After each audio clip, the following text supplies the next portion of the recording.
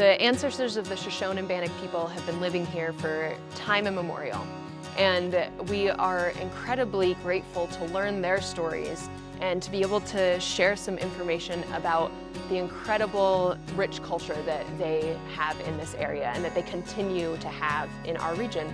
When we think about the resources that are here on this dusty desert landscape here in East Idaho, sometimes you imagine those things and you think there's nothing there, there's nothing available. Lots of people who came out here initially for the purpose of farming, maybe they got land with the Homestead Act or with the Carey Act, where they were intended to develop this place, got here and were incredibly discouraged because what they saw were fields of sagebrush that they had to dig out of the ground in order to be able to plant plants that they thought would develop that land. There was not a lot of access to water.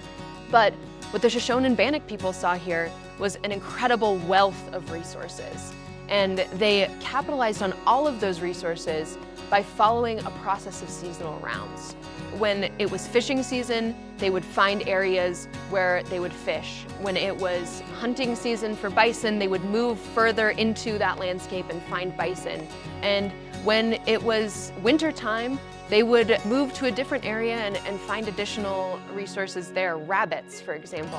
This process of seasonal rounds was incredibly important to the culture and to the survival of the Shoshone Bannock people. And using this entire landscape was really what made them so successful. One of the most beautiful things that I think we have in our collection, we were able to commission by a Shoshone Bannock elder. She created this beautiful sagebrush outfit.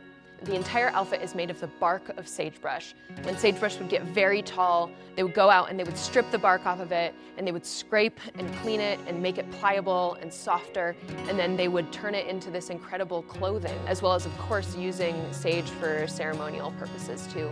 In the winter time, when that kind of an outfit was not so helpful, they would use rabbit skins and they would create things like what you can see, again, another commissioned piece from Shoshone and Bannock elders, like this rabbit fur blanket.